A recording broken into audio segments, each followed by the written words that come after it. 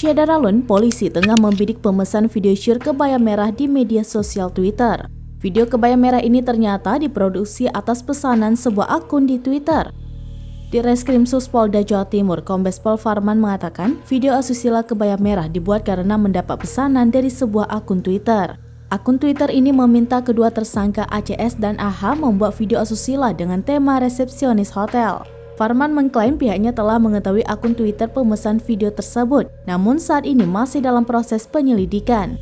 Farman juga menjelaskan ada sosok lain yang juga ikut berperan dalam pembuatan video itu, yaitu berinisial AGH.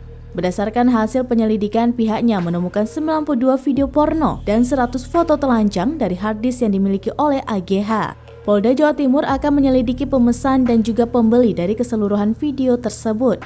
Tidak hanya pembuat konten video asusila, Farman menegaskan dalam hal ini pemesan dan pembeli video juga bisa dikenai sanksi pidana.